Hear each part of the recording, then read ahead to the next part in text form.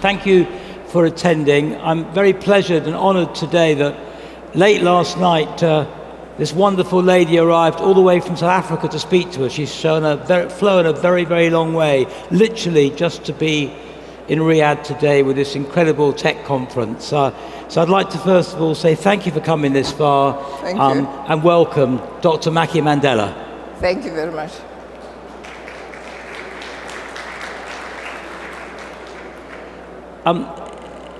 We're going to talk about clearly what you're doing in back in South Africa and your views on how tech can help the important issues that you're contending with and trying to change public consciousness of.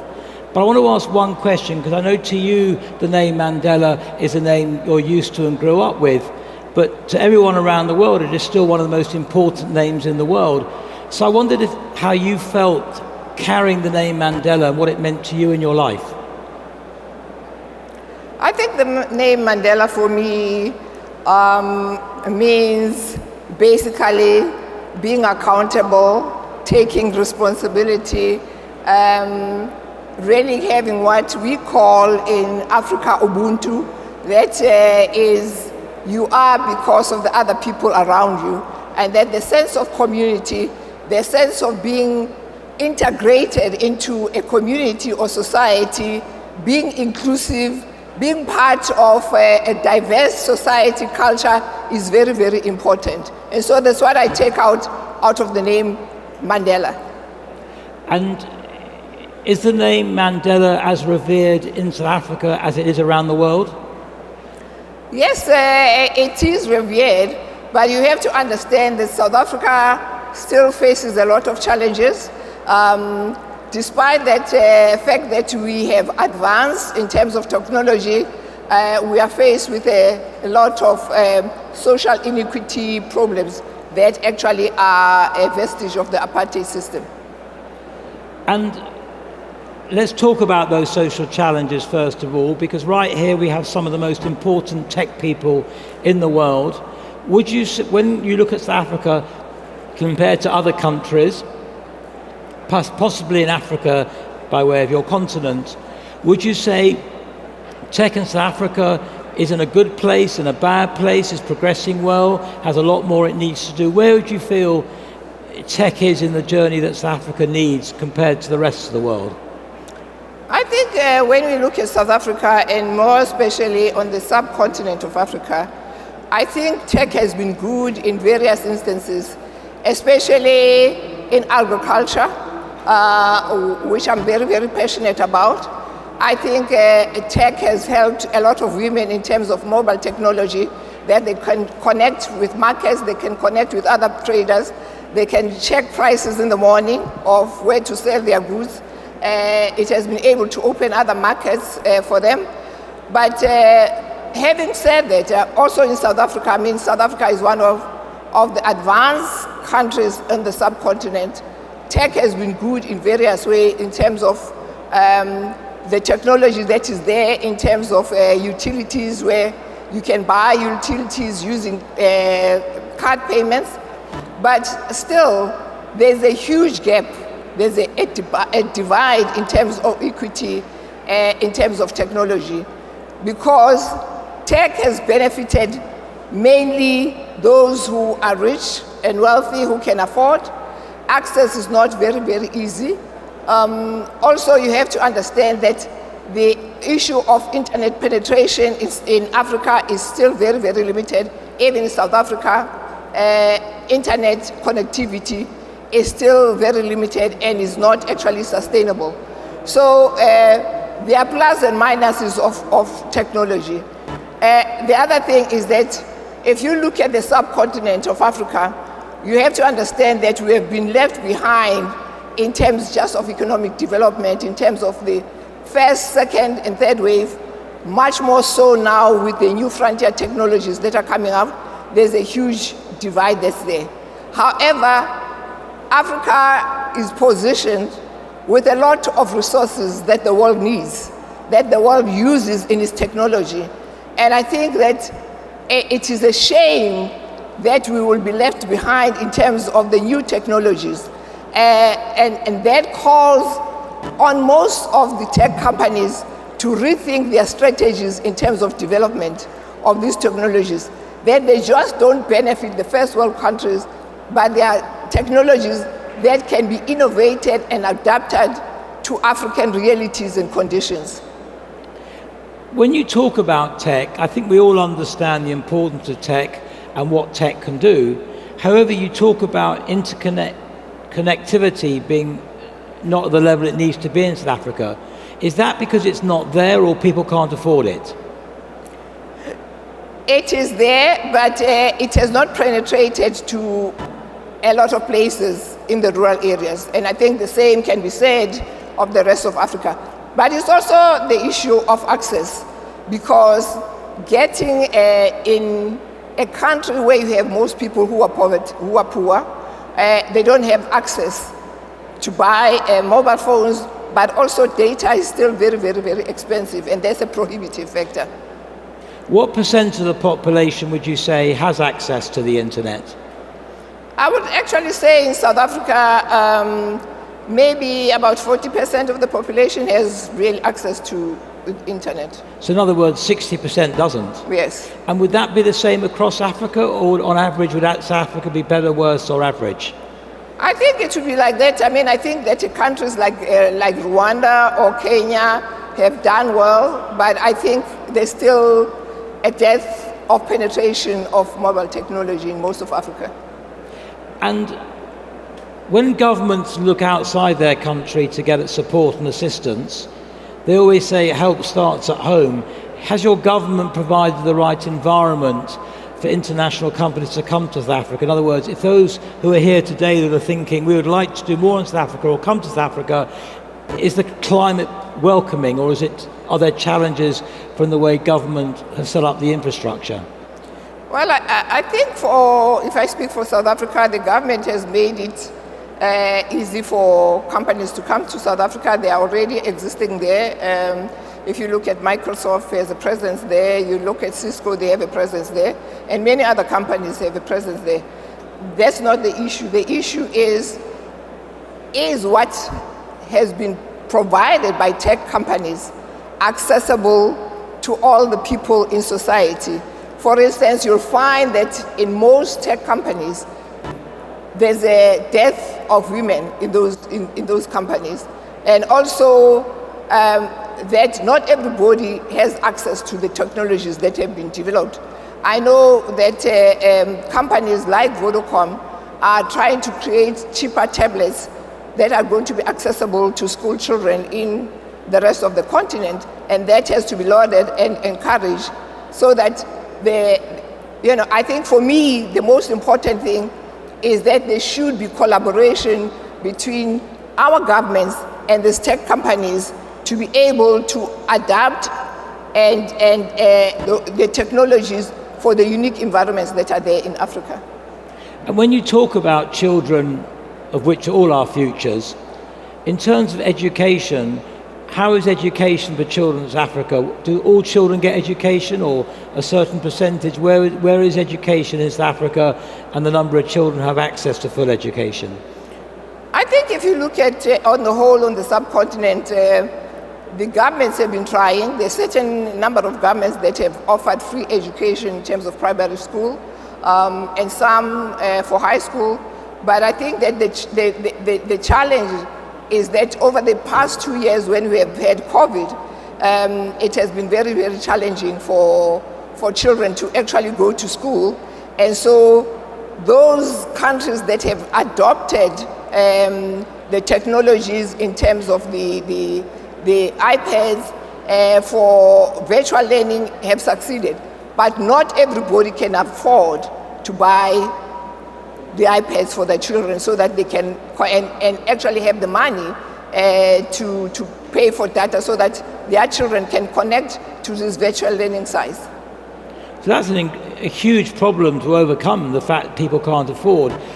So in terms of assuming people can afford, and villages and towns around the country can raise the money and progress enough to afford, what percentage of the country would actually have internet? Like today, for example, my mobile phone wouldn't work walking across the car park, so that's not the South Africa is not the only country in the world to suffer from connectivity. But in practical terms, if I was to be travelling around South Africa as a tourist, would my mobile phone always work, or would there be parts of the country where I'd get no signal? Well, I think that, yes, it wouldn't be a continuous, I mean, because South Africa also we have load shedding, which is inconsistent electricity supply. So, I mean, all of those things affect connectivity and your mobile technology in certain places. Yes, if you're in the big cities, it's easy to connect. If you're in the rural areas, that's a major challenge. And as we're in Saudi Arabia, from the South African perspective, what is the relationship between Saudi Arabia and South Africa? Is there a relationship between the two countries? You're here, so clearly there is, but to what level has Saudi Arabia made a presence in South Africa? Well, I as Nelson Mandela's daughter, I have to actually be grateful and thank the Saudi Arabian government because they have supported South Africa. They actually have supported my dad in terms of the struggle against apartheid. And during the time when he was president, Saudi Arabia supported us very, very heavily. So I'm grateful to be here with the Saudis. And also, I just want to say, I am very encouraged by the steps that Saudi has taken in terms of the transformation of gender equity in this country, where it started to empower its women. And I know that it's not only Saudi Arabia that has struggled with the issue of gender equity. Many parts of the world struggle with it, but I personally have to say I congratulate them in the steps that they've taken, and I hope more will be done in this area. And also, because Saudi has hosted this conference, which is a huge conference of bringing together technology companies for humanity, I hope that out of this conference, it will benefit a lot of women in this country to have access to technology and participate in technology companies. In case there are any companies here today who aren't in South Africa, are there any particular companies you'd like to congratulate and thank for their efforts in South Africa? Or equally, are there any you would like to say, please come to our country? My message to tech companies today is not just please come to our country. Please, I would beg technology companies here today to form strong collaborative partnerships with companies in the developing world. And that whatever technology that is developed, it is important that that technology be very, very inclusive of all people in the society and will benefit everybody. Because if technology is not geared and designed to create access and to better the conditions of everybody in society, then what is it for, really? And I'm hoping that what comes out of this conference is that while this technology has been a very powerful tool to drive economic development, but technology itself has been a very decisive tool in terms that it has enlarged the inequities within countries and outside of countries. And when you hear policy statements from these tech companies, like, for example, there's a gentleman on the stage just now talking about how his company works, I suspect, in truth, there is more technology companies can do. I think, as you've learned with COVID, the many statements are made that until the world is safe, none of us are safe. Yes. And I think the same with technology. I think until all the world has access to technology, the world is poorer for that. So it's short-sighted of countries like the UK or Saudi Arabia that can afford to get more involved with Africa to not support. So, and I guess I'm from the UK, and I know there are quite a few people from the UK here. Is there a message to the UK government how we can help your great country? You thank Saudi Arabia for what they're doing. What is your message to my government? Are we helping you as exemplified by Saudi Arabia, or do we need to catch up? I think my message to all countries, whether it's the US, who are on the front line of this digital innovation and creation.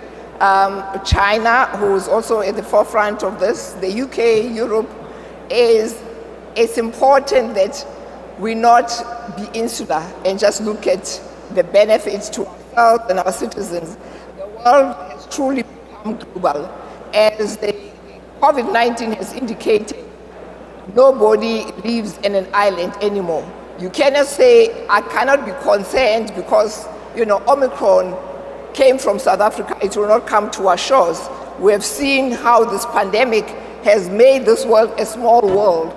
So if UK is advanced and moving ahead, it cannot succeed unless it pulls its former colonial countries to the same level.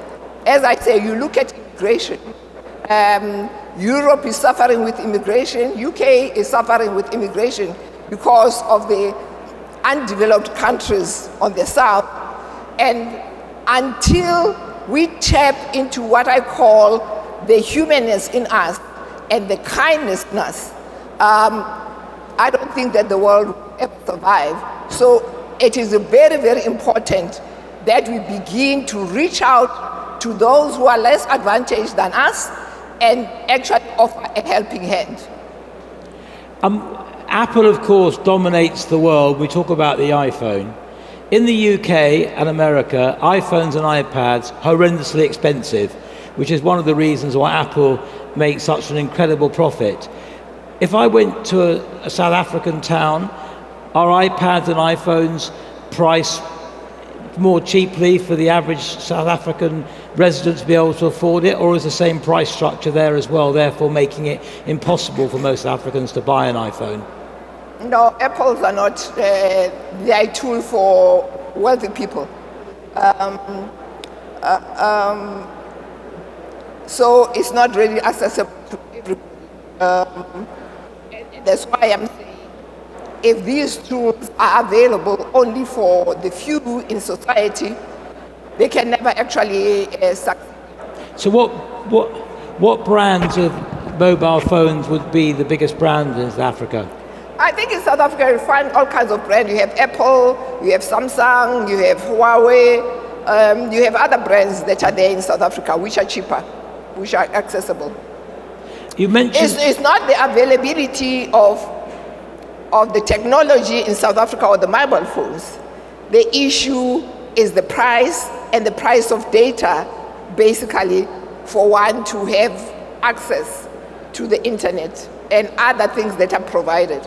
But you're also saying that away from the major cities, the connectivity is not spread enough across the country. So if you had a phone, there are many parts of the country where you wouldn't get access to mobile networks or the internet. Yes. So I guess that's also a challenge to be addressed. Mm-hmm. You mentioned you're hugely involved with farming and tech. Where is the journey in South Africa on tech and farming? Do you have support from the tech industry? Is it very much what you do with your own land and your experience, or do you go to tech to tell you what to do? Is there smart farming in South Africa? There are pockets of smart farming in South Africa that have emerged, but they are not actually widespread. But I'm a big believer that through smart farming, we can actually help a lot of people out of poverty, because there's much more arable land in South Africa, but people are still based on subsistence farming. And I think that if we can use technology to help people in the rural areas to increase the yields of the production and produce not just for survival, but to take to the market, I think we can see a tremendous economic development in South Africa and the sub-region. There's a sign there saying time out, Dr. Mandela. So in the 30 seconds we go over now, what would be the parting message you'd like to say to LEAP? For me, I would say to LEAP, congratulations for hosting such a tremendous conference. And I do hope that in the following years when you do this, we will see more women and girls participating in this conference. and that there will be representations from all over the world, and we will see new innovations and designs that are taking into consideration that the world is made up of different racial groups, gender, and different communities, and that it is important that the tech that is designed and created is created truly to help us create a better world and better economies. And I would say thank you, Lee. I've come from London, and this has been an incredible conference. I've never been to South Africa, Saudi Arabia before. Of course, I've been to Riyadh before, and this is a remarkable event for me. I think you've started something incredible, and I think the more the world gets to know about what's happening in Saudi Arabia and Riyadh, we'll all be coming to your great country. So thank you for having me, and thank you, Dr. Mandela. Thank you very much.